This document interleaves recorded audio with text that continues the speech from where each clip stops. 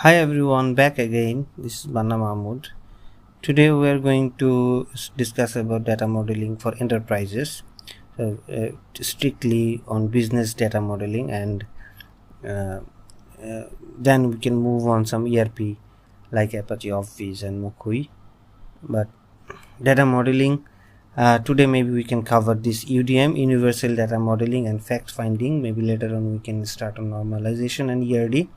But let's do today we start with this UDM, and this universal data modeling for enterprises are based on this pretty standards, much standards. The standards are very common because business are dealing with all the time with transactions. We know that. So transactions always happens between two parties, and transaction it relates to something, transaction of a product, transaction of a service. So this transaction must happen between two P's basically. One is parties and a transaction of product.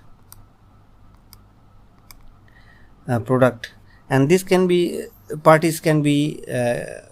You can define parties any legal entities that has binded by the law of the land. It can be a company, it can be a person, it can be a supplier, it can be a buyer, it can be the employee. And the product you can define it as a raw material, finished good, it can be the asset, it can be a digital service, it can be anything, any service that basically you are making the transaction of. So this 2P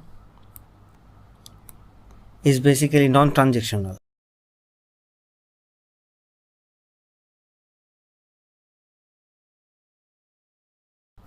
These are not, you are not enrolling parties or suppliers or customers every minute 1,000 or 100 like that, but and the product you are not enrolling products each time. So these are not transactional records, the parties and the products. Which one are transactional? That is basically we are going to derive the transactional records basically that we have discussed earlier. These are we call business transaction, then commercial transaction, then we call accounting transaction. In business transaction mostly we call order, then we call invoice, then we call accounting. So these are transactional. In some organization per minute maybe 1,000 order they are doing, and so if there is 1,000 order, then 1,000 invoices happening. If 1,000 invoices happening, then accounting transaction happening on that ratio. So these are too much. These are the transactional things we have to focus, we have to optimize, and these non-transactional things that has less writing on the DB. These entities are basically referred on these transactional things, but these things are not directly referred like in these transactional things. Like when we do order, we call this referring the products, they get a new name and we call them order items.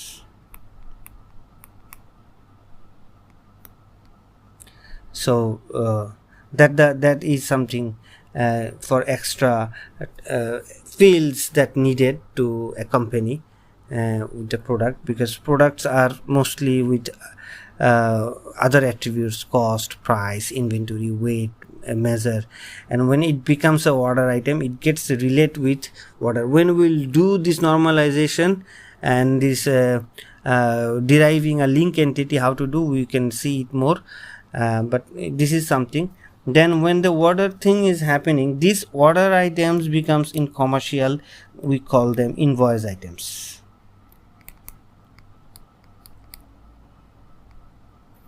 And invoice items, these invoice items are less than referred than in accounting. So why these separations of order items? The product, once it's becoming in order items, then invoice items in accounting. Like in order items, you can order a shoe or a food maybe, but in that order you can see also some invoice items giving some information like tax, like thing. This is the tax is basically a billable item that is shown in the order items basically, but you see this basically in the invoice. We call them invoice items, and then these are basically referred in the accounting. Order items are mostly connected with orders. Invoice items are connected with invoice. So they have separate business logic. Like invoice is basically important for the accrual base of accounting systems to keep track recording of installment payments and other things. So, and this is highly connected with the there is another called payments. So this is basically commercials, payments and invoice, and these are then goes into transactional writing according to the law of the land, rules, whatever accounting systems they prefer. According to that, they hit the general ledger and accounting debit and credits. So this is basically what a enterprise thing you have to end up in accounting. To end up in accounting, you have to bring this to be these parties and products that are making a transaction. It must come through a cycle of order, invoice and accounting, and then you have some other things, most important things that is basically related to these non-transactional things like parties and these parties and products. Like products get inventory, right? Storage. They have a, so there is a issue and receive. You are every time you are buying products in your inventory, and then you have a stock, and then you are selling it, it's going out of. And then parties, they have some sort of, in form parties you can derive a CRM basically mostly, and then there are so many activities. Parties are complaining, they have debts, they have dues, they have loyalty points, they have delivery issues, so these sort of things they can have also fund in your organization. And so this sort of things you have to deal with the parties and the products. So why this? So as ERP sounds so big, resources, enterprises, so many things, but we can narrow down it. If you think now, it's easy, like it's only parties and products, nothing else. Nothing else is basically can get out of this grip of parties and products. Once you understand this, then things will become so easy for you. And these parties and products are doing some transactions. There is nothing else in this structure that are doing some transactions. And we showed that, transactions. So we showed that these transactions can have, mostly there are derivatives, but mostly it can be business transaction, it can be commercial transaction, it can be accounting transaction. And to a proper if you are proper ERP, it must be connected, and it must come with this order, invoicing and accounting. Some companies, they do keep only accounting system. You may say that some company do this with invoicing the accounting. They avoid this business transactions. Business transaction, you will understand, they are named as sales management system, they are named as procurement management systems, these sort of things.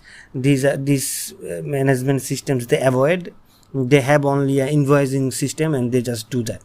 So they are all sort of business transaction data is basically not available. But if this is full ERP, they will have all this procurement and sales management system, and then they will have this invoicing, then they will have accounting. So full automation, if you don't have this business transaction, you can't have this requisition, you can't have creating BOM, creating quotation, this sort of things you can't bring if you don't have this layer, I mean business transaction layer.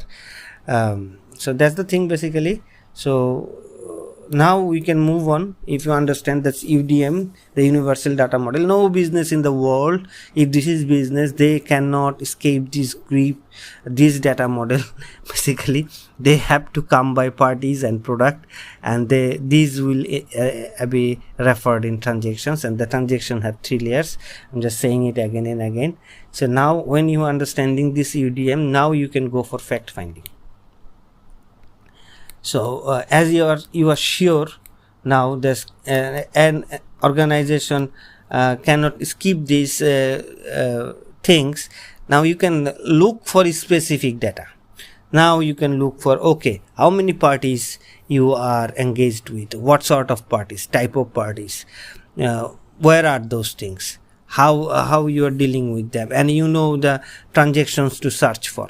So they are also, there must, if they are using papers or if they are using Excel sheets, you know where you are tracking your orders. Show me your order documents, show me your invoice documents, show me your accounting transactional documents. So these all are basically, you know what to find and what to search, and you can find out these order documents. It looks something like there will be something name, then there will be some order item, then there will be some details. So there will be always an invoice document, there will be a order document, or they may call a PO, or may call an invoice, or may call an bill, and then they will call this cash receipt, money receipt sort of things in from accounting. And these documents you have to find out from the organization to have a proper idea of how they are naming them, how they are saying them. And another, if you want to have a good idea of this fact finding, you must of course have this GL, general ledger, the financial system. You should understand how they are creating the their accounting ledgers, how they are naming that. Are they are making for each supplier a ledger, or they are handling it in other way, how they are doing these things. It may differ a bit. I mean, how they are naming, how this differs, I mean, based on the accountant. So that you have to grab from them to shape your ERP according to that. So this is basically I'm saying fact finding. So once you understand the UDM, that no organization can escape from this model, then you can easily jump into it to find the proper fact finding. Otherwise, doing these use cases, writing, people say go for use cases, business analysis. In the name of business analysis, they run and make lots of use cases, and it becomes a bulk of papers or bulk of time wasting basically. But if you are specific, you know what to record, what to find, then you can easily do it. So that's the thing. I hope you find it useful. So today I don't want to talk about normalization, so it doesn't become so big, already 15 minutes. So let's keep it to that. I think next we will go for normalization.